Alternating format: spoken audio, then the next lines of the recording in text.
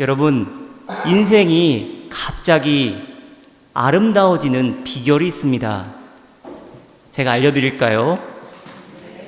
인생이 갑자기 아름다워지는 비결, 저와 여러분의 마음의 문이 활짝 열리기를 바랍니다. 혹여 내 마음대로 안 된다면 오늘 예배 가운데 우리의 마음의 문이 성령께서 활짝 열리게 하실 줄 믿습니다. 어떠한 상황 가운데 놓인다 할지라도 저와 여러분이 기도의 자리를 찾을 때 하나님은 우리의 마음 문을 활짝 여시고 마음을 평안하게 하시고 우리의 나아갈 길을 주장하십니다. 빌립보서 4장 6절로 7절 말씀에서 사도 바울 역시 이렇게 고백합니다. 아무것도 염려하지 말고 모든 일을 오직 기도와 간구로 하고 여러분이 바라는 것을 감사하는 마음으로 하나님께 아뢰십시오. 그리하면 사람의 헤아림을 뛰어넘는 하나님의 평화가 여러분의 마음과 생각을 그리스도 예수 안에서 지켜줄 것입니다. 아멘. 모든 일을 기도와 간구로 하시길 바랍니다. 혹여 저와 여러분의 마음의 문이 닫혀 있어서 생각의 흐름이 자유롭지 않고 교통체증이 심하다면 감사한 시절을 떠올려 보시길 바랍니다. 전적인 하나님의 은혜, 전적인 하나님의 인도하심이 있던 그 시절을 떠올리면 우리 마음 가운데 하나님께서 우리의 마음 문을 여시고 그 벌어진 틈을 통해서 하나님의 영광의 빛이 들어오게 하실 것입니다. 우리의 영혼 깊숙이 비치는 하나님의 영광의 빛, 그 빛을 통해 우리의 마음과 생각이 어지러운 세상 중에 머무르지 않고 오직 하나님을 향해 나아가는 줄 믿습니다. 홍익대학교 건축대학 교수이며 유현준 건축사 사무소의 대표인 유현준 건축사는 어디서 살 것인가 이 질문을 던집니다. 그런데 흔히들 어디서 살 것인가 이 질문을 받으면 사람들이 대개 이사갈 집을 고르는 정도로만 받아들인다고 합니다. 어느 동네로 이사가고 어느 아파트 단지에서 몇 평짜리 살 수 있나 그런 생각에만 머무른다는 것입니다.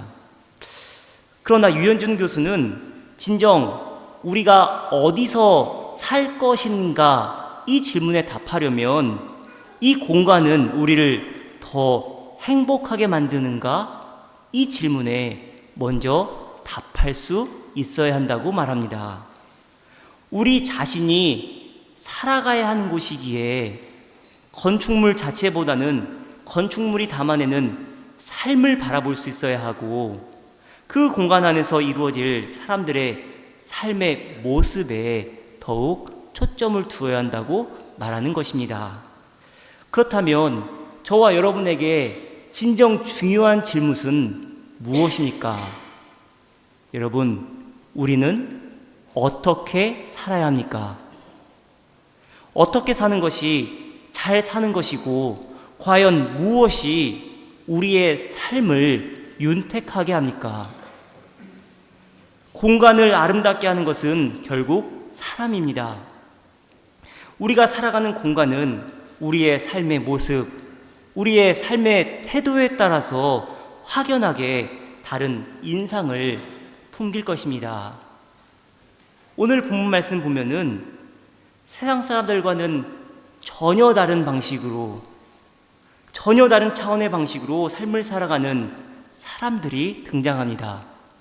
보아스와 룻의 대화를 면밀히 살펴보면 서로가 서로를 용납하고 자기의 삶의 구역 안으로 상대방이 바로 서 있어야 할, 지켜야 할 제 자리로 초대하고 있음을 볼 수 있습니다. 개역개정 성경 보면 룻기 2장 1절 말씀 보면은 보아스를 가리켜 나오미의 남편 엘리멜렉의 친족으로 유력한 자라고 소개합니다. 보아스가 유력한 자였던 이유가 무엇입니까? 단순히 그가 부자였기 때문만은 아닙니다. 그는 여호와의 능력을 의지하는 사람이었습니다. 여호와의 힘을 신뢰하기에 보아스에게는 힘이 있었고 여호와의 힘을 노래하는 사람이었습니다. 역대하 3장 17절 말씀 보면은 보아스라는 호칭이 등장하는 것을 알 수 있습니다. 이렇게 그는 성전 본관 앞에 두 기둥을 세웠는데 하나는 오른쪽에 다른 하나는 왼쪽에 세웠다. 오른쪽에 세운 것은 야긴이라 부르고 왼쪽에 세운 것은 보아스라고 불렀다. 솔로몬 왕이 성전을 완공하고 하나님께 감사하며 노스로 된 두 기둥을 세웁니다. 이것은 하나님께서 세우라고 명하신 것이 아닙니다. 그저 솔로몬이 하나님께 감사하는 마음으로 야긴이라 보아스라 칭하는 두 개의 기둥을 성전 앞에 세운 것입니다. 전에도 말씀드렸듯이 야긴은 그가 세우신다 라는 뜻이고 보아스는 그에게 능력이 있다 라는 의미입니다. 솔로몬이 야긴과 보아스라는 두 기둥을 세우며 이렇게 기도하지 않았을까요? 야긴이라 부르며 하나님께서 이 성전을 세우셨습니다. 보아스라 칭하며 이제 하나님께서 당신의 능력으로 이 성전을 지켜 주십시오. 이렇게 고백했을 것입니다. 전적인 하나님의 능력, 하나님의 도우심이 필요하신 분들 계십니까? 혹은 저와 여러분의 가운데 전적인 하나님의 일하심을 보기를 원하십니까? 이 예배 가운데 하나님의 위대한 능력을 경험하시길 바랍니다. 하나님의 능력이 우리 가운데 온전하게 임하기를 간절히 소망합니다. 오직 하나님의 능력에 새 힘을 얻을 수 있어야 합니다.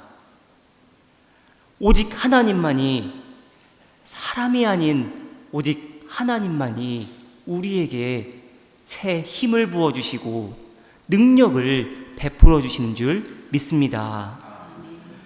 우리 안 가운데 생기를 불어넣으시고 죽은 영혼이 살아나는 역사가 있기를 간절히 소망합니다. 그렇다면 보아스가 여호와의 힘으로 충만할 수 있었던 이유가 무엇입니까? 지난 시간 말씀드렸듯이 보아스는 율법이 정한 기준을 뛰어넘으면서까지 이웃을 사랑하고 섬길 수 있는 사람이었습니다. 사사시대입니다. 룻기의 배경은 지금 사사시대입니다. 사람이 각기 자기의 소견에 오른 대로 행했지만 보아스만큼은 마음의 중심을 잃지 않고 율법의 정신을 끝까지 지키고자 애썼던 사람이었습니다. 그렇게 그는 나오미와 룻을 자기의 이웃으로 받아들일 수 있었고 또한 여호와의 힘으로 충만한 인생을 살아갈 수 있었습니다. 요즘 독일에서는 누런 보리밭이 추수를 기다리는 광경을 흔히 볼 수 있습니다. 여러분들도 보시죠? 한국에서는 잘 볼 수 없는 풍경인지라 저는 보리밭이 누런 모습을 저는 처음 봅니다. 그런데 저와 여러분도 지금 요즘 요 근래에 보고 있는 그 누런 보리밭, 나오미와 룻 역시도 동일하게 목격하고 있습니다. 우연히 룻의 발걸음이 닿은 곳에 때마침 보아스 역시 그곳을 찾습니다. 그러자 일꾼 중에 한 사람이 보아스에게 이렇게 말합니다. 일꾼들의 뒤를 따라다니면서 곡식단 사이에서 떨어진 이삭을 죽도록 허락해달라고 하더니 아침부터 와서 지금까지 저렇게 서 있습니다. 아까 여기 밭집에서 잠깐 쉬었을 뿐입니다. 어쩌면 룻의 부탁을 들은 일꾼이 당황하지 않나 싶습니다. 모압 여인 룻이 부탁한 것은 단지 밭에 떨어진 이삭, 주울 필요조차 없는 그 밭에 남겨진 이삭을 죽게 해달라는 고백이 아니었습니다. 본래 이삭 죽기는 곡식을 베고 그것을 한 단씩 묶고 이것을 모두 타작 마당으로 옮겨 놓은 뒤에 밭에 남겨진 이삭을 죽도록 허용한 것입니다. 그런데 지금 룻은 함께 추수하는 사람들과 함께 같이 걸어가면서 이삭을 죽게 해달라고 요청하는 것입니다. 사환은 룻의 이 대담한 요청에 아무 말도 못하고 있습니다. 그런데 때마침 보아스가 그 추수하는 곳으로 발걸음을 옮깁니다. 그래서 종은 주인에게 묻습니다. 그리고 이렇게 말합니다. 아침부터 와서 지금까지 저렇게 서 있습니다. 대담하면서도 침착한 룻의 모습을 읽을 수 있습니다. 전혀 당황하지 않고 당당하게, 그러면서도 차근차근 일의 순서를 기다립니다. 함부로 나서지 않습니다. 어쩌면 주인 어른의 허락이 떨어질 때까지 기도하며 기다리지 않았을까요?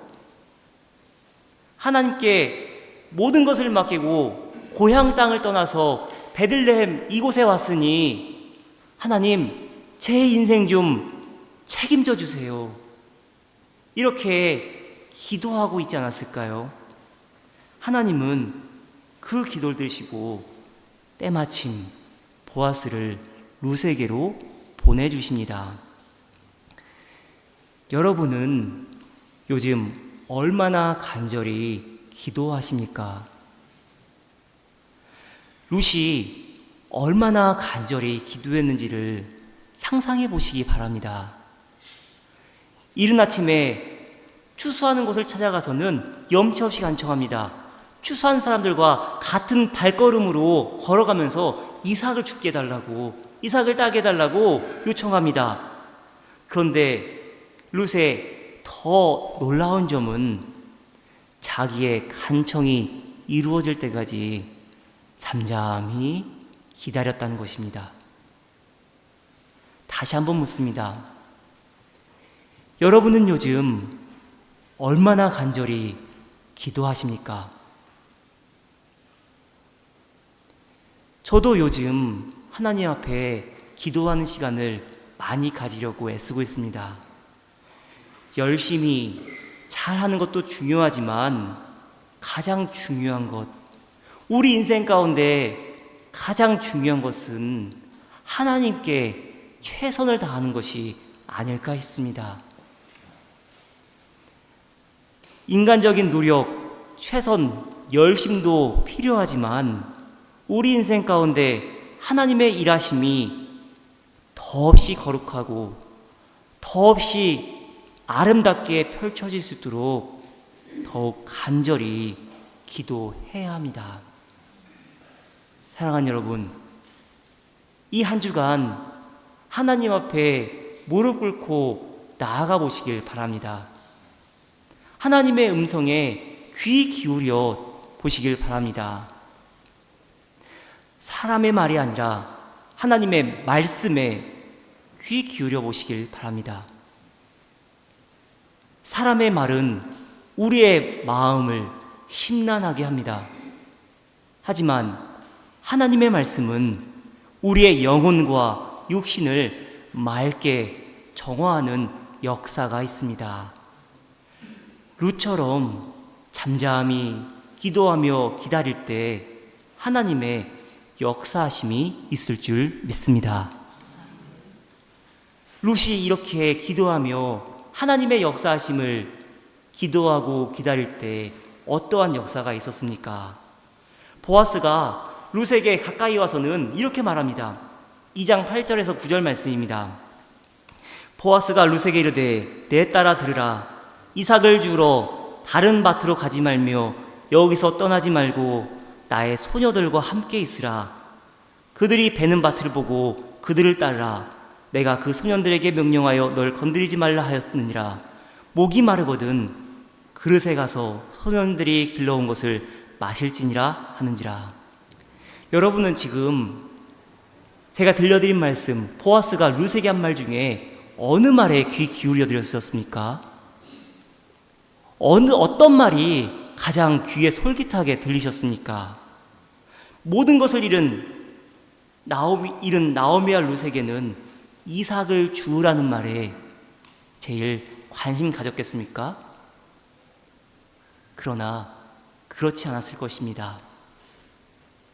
신앙적인 측면에서 보면은 더 깊이 새겨야 할 말이 있습니다. 목이 마르거든 그릇에 가서 소년들이 길러온 것을 마실지니라. 너가 일하는 가운데 목이 마르거든 이미 떠온 저 우물물 마시거라, 이 말일 것입니다. 팔레스타인에서 보리를 추수하는 때는 건기입니다. 그렇기 때문에 추수를 하기 전에 우물물에 가서는 물을 미리 떠왔을 것입니다. 그리고 일하는 가운데 목이 마르면 그 미리 떠온 우물물을 떠서 마셨을 것입니다. 그런데 바로 이 우물물, 후대에 시간이 흘러서 다윗 역시도 마셨던 물이었습니다. 다윗이 전장에서 그리워하며 마시기를 간구했던 베들레헴 성문 곁에 있는 우물물이었습니다. 다윗이 간절하게 소원을 말하였다. 누가 베들레헴 성문 곁에 있는 우물물을 나에게 길어다 주어 내가 마실 수 있도록 해주겠느냐? 그러자 그 세 용사가 블레셋 진을 뚫고 나가 베들레헴의 성문 곁에 있는 우물물을 길어 가지고 와서 다윗에게 바쳤다. 그러나 다윗은 그 물을 마시지 않고 길어온 물을 주님께 부어드리고 나서 이렇게 말씀드렸다. 주님, 이 물을 제가 어찌 감히 마시겠습니까? 이것은 목숨을 걸고 다녀온 세 용사의 피가 아닙니까? 그러면서 그는 물을 마시지 않았다. 이 세 용사가 바로 이런 일을 하였다. 여러분에게도 이런 장소, 이런 추억의 물건들이 있지 않습니까? 그곳에 가면 오랫동안 묵혀두었던 기억들이 새록새록 피어나는 장소가 있습니다. 또 어떤 물건은 그저 가만히 바라보기만 해도 추억의 시간으로 초대하는 것들도 있습니다. 지난주 중에 이제 구역 예배를 마치고 집에 가려고 하는데 순간 어떤 물건 하나가 제 눈에 띄었습니다. 제가 초등학교 시절에 메고 다녔던 가방이었습니다. 좋기 못해도 35년은 되었던 보이는 그런 가방이었습니다. 이게 어떤 물건이냐고 여쭙자 이렇게 답하시는 것이었습니다. 둘째 아드님이 초등학교 입학 전에 한국에 방문했는데 어머니께서 손자 학교 입학한다고, 초등학교 입학한다고 사두셨다는 가방이라는 것입니다. 그런데 여러분, 한국에서 매는 가방이랑 독일에서 매는 가방이 다르죠. 분명히 독일 오면은 매지 못할 것 알면서도 어머니의 사랑이 담겨있기 때문에 코퍼에 담아서는 독일로 가져오셨다는 겁니다. 그리고 지난 시간 그 가방 안에 성경 찬송 넣어놓고 다니셨다고 말씀하시는 것이었습니다. 어찌 보면 그저 시간 오래전에 구입한 가방 하나입니다. 그런데 그 가방 보면은 어머니의 사랑, 어머니의 손길이 느껴지지 않겠습니까? 지금 보아스가 나오미에게 건네는 베들레헴 성문 곁 우물물이 그렇습니다. 보아스는 지금 이방 여인 룻에게 단순히 먹거리만 제공하고 있는 것이 아닙니다. 다윗뿐만 아니라 베들레헴 백성들에게 대대손손 전해 내려온 공통 경험을 말해주고 있고 그 공통의 기억으로 초대하고 있는 것입니다. 보아스의 위대함이 바로 이것입니다. 이방 여인 룻까지도 가족으로 여길 수 있는 넓은 마음이었습니다. 왜 자기에게 이런 깊은 은혜를 베푸느냐고 룻이 보아스에게 묻습니다. 그러자 보아스가 이렇게 답합니다. 11절로 12절 말씀입니다. 보아스가 룻에게 대답하였다.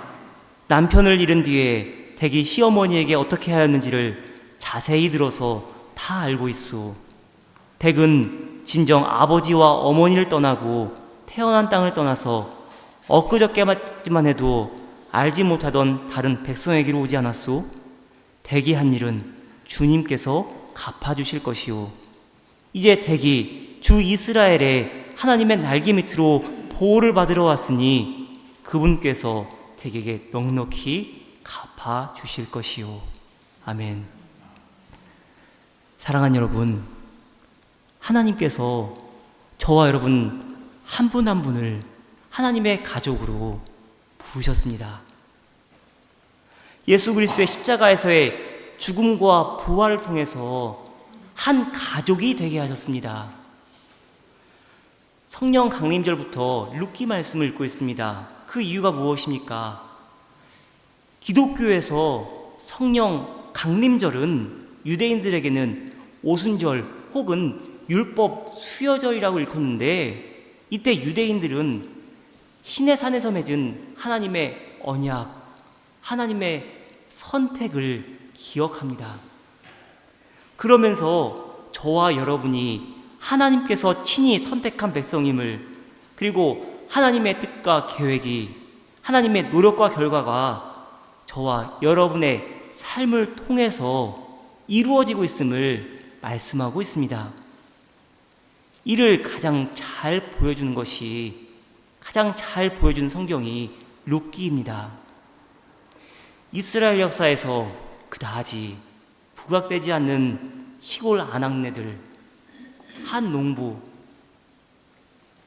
룻기 성경 없으면 전혀 기억되지 못할 그런 사람들을 통해서 오히려 하나님은 구원의 역사를 베푸시고 다윗이 나게 하시고 예수 그리스도의 족보까지 이어지게 하셨습니다.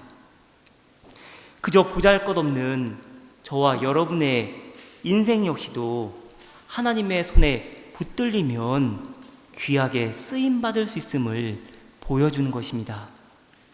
그런데 성령 강림절 제5주를 지내는 저와 여러분에게 룻기 말씀이 또 필요한 이유가 있습니다. 그것은 룻기에는 거두어들임의 이미지가 있기 때문입니다. 추수꾼들이 이삭을 거두어드립니다. 여호와의 하나님은 그의 날개 아래로 보호를 받으러 오는 자들을 거두어 들이십니다. 룻기 2장 12절 말씀 다시 한번 읽겠습니다. 댁이 한 일은 주님께서 갚아주실 것이요, 이제 댁이 주 이스라엘의 하나님의 날개 밑으로 보호를 받으러 왔으니 그분께서 댁에게 넉넉히 갚아주실 것이요. 사랑하는 여러분, 오늘 이 시간 하나님은 룻과 나오미도, 그리고 저와 여러분도 하나님의 품 안으로 거두어드리고 계십니다. 하나님의 품 안에 안기는 저와 여러분이 되기를 소망합니다. 하나님께서 저와 여러분의 거처가 되는 줄 믿습니다. 하나님께서 저와 여러분을 거두어 들이신 것처럼 저와 여러분 역시도 나와는 전혀 다른 이들조차도 품을 수 있는 은혜가 있기를 바랍니다.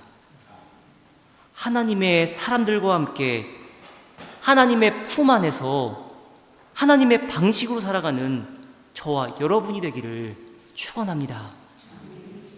그렇다면 룻은 또 어떻습니까? 그저 양식만 구하고 하나님의 은혜가 임하기만을 가만히 앉아서 기다립니까? 그렇지 않습니다. 룻은 기도하는 여인이었습니다. 하나님은 그의 입에 거룩한 말, 지혜의 말을 담아주십니다. 룻기 2장 10절 말씀 보시길 바랍니다. 그러자 룻은 엎드려 이마를 땅에 대고 절을 하면서 보아스에게 말하였다. 저는 한낱 이방 여자일 뿐인데 어찌하여 저 같은 것을 이렇게까지 잘 보살피시고 생각하여 주십니까? 룻이 자기를 가리켜 이방 여자라 부릅니다. 룻은 당연히 이방 여인, 모압 여인입니다. 그런데 그 말을 들은 보아스가 순간 무엇을 생각했겠습니까? 보아스는 룻의 말하는 것을 들으며 룻을 가만히 쳐다보면서 오히려 자기를 향한 하나님의 부르심을 떠올립니다. 이방 여자란 말을 통해 보아스 역시 이스라엘 민족의 공통 경험으로 초대받은 것입니다. 오히려 이방 여인을 통해 이스라엘 백성으로서의 정체성을 다시 한번 생각하게 된 것입니다. 왜 그렇습니까? 보아스뿐만 아니라 이스라엘 백성이 평생 잊지 말아야 할 사실입니다. 이스라엘 백성 역시 한때는 이방인이었다는 사실입니다. 한때는 이방인이었고 괄시받고 종살이했던 이방인이었지만 전적인 하나님의 은혜로 자유인이 되었고 지금은 하나님의 인도하심 가운데 가나안 땅에서 살아가고 있는 것입니다. 그래서 지금 보아스는 나 역시도 이방인이었구나, 하나 보잘것없는 저 여인과 같은 이방인이었구나, 이 사실을 깨닫게 된 것입니다. 위기철 작가의 소설 9살 인생은 9살 난 백여민이라는 어린이의 눈을 통해 산동네에서 이루어지는 삶의 이야기를 그린 이야기입니다. 여민이는 여자친구 우림의 허영심을 보면서는 욕망과 현실의 팽팽한 줄다리기가 바로 우린의 인생이라고 말합니다. 그러면서도 기종이의 누나가 외팔이 하상사와 결혼하는 것을 보면서 우리 인생에서 가장 중요한 것은 만남이라고 말합니다. 9살 주인공 여민이의 말을 들어보시길 바랍니다. 사람은 서로 만나고 힘을 보태고 그리고 강해진다. 그러한 세상살이 속에 사람은 결코 외톨이도 고독한 존재도 아니다. 서로가 서로에게 힘이 되고 위안이 된다. 그리고 인생이 갑자기 아름다워진다. 여러분, 우리의 인생이 갑자기 아름다운 비결이 무엇입니까? 서로가 서로에게 힘이 되고 위안이 되어야 합니다. 보아스와 룻의 위대함, 보아스는 룻을, 룻은 보아스를 서로가 기억해야만 하고 스스로 서 있어야만 하는 기억의 장소로 인도합니다. 베들레헴 사람이라면 누구나 찾는 추억의 장소, 베들레헴 성문 곁 우물가로 초대합니다. 이스라엘 백성이라면 반드시 잊지 말아야 하는 자기들 역시 한때는 이방인이었다는 정체성으로 인도합니다. 서로가 서로에게 반드시 기억하고 살아내야만 하는 하나님의 따뜻한 품으로 초대하는 것입니다. 사랑하는 여러분, 저와 여러분 역시도 서로에게 힘이 되고 위안이 되기를 소망합니다. 생각하면 기쁘고 생각하면 더 기도해주고 싶고 생각하면 오히려 내 인생이 아름다워지는 그런 소중한 관계가 되길 소망합니다. 교회 안에서 그러한 일들이 먼저 있기를 바랍니다. 교회 안에서 하나님 안에서의 귀한 만남이 있어야만 세상에 나가서도 만남에 유익이 있지 않겠습니까? 사랑하는 여러분, 여러분은 어느 곳에서 남은 평생을 살아가길 원하십니까? 이 질문에 답하시기 전에 지금 내게 주어진 삶의 구석구석에서 나는 어떻게 살아가고 있는가 한번 살펴보시길 바랍니다. 지난 한 주간 제게 주신 하나님의 음성입니다. 지난 한 주간 기도하는 가운데 이 말씀 붙들며 살아왔습니다. 골로새서 3장 13절로 15절 말씀입니다. 누가 누구에게 불평한 일이 있더라도 서로 용납하여 주고 서로 용서하여 주십시오. 주님께서 여러분을 용서하신 것과 같이 여러분도 서로 용서하십시오. 이 모든 것 위에 사랑을 더하십시오. 사랑은 완전하게 묶는 띠입니다. 그리스도의 평화가 여러분의 마음을 지배하게 하십시오. 이 평화를 누리도록 여러분은 부르심을 받아 한 몸이 되었습니다. 또 여러분은 감사하는 사람이 되십시오. 불평할 일이 있으십니까? 불평할 일이 있다면 그 이전에 서로 용납하고 서로 용서하시길 바랍니다. 사랑하시길 바랍니다. 그럴 때 그리스도의 평화가 우리 안에 충만할 줄 믿습니다. 이 한 주간 하나님이 주시는 그리스도의 평화가 저와 여러분 마음 가운데 충만하기를 간절히 축원합니다. 아멘. 기도하겠습니다. 하나님, 우리 인생이 서로가 서로를 섬기며 귀히 여기고 서로를 용납하게 하여 주옵소서. 서로 간에 사랑이 피어나게 하시고 우리의 인생이 함께 모여 주님께 드리는 귀한 꽃다발이 되게 하여 주옵소서. 예수 그리스도의 이름으로 기도드렸습니다. 아멘.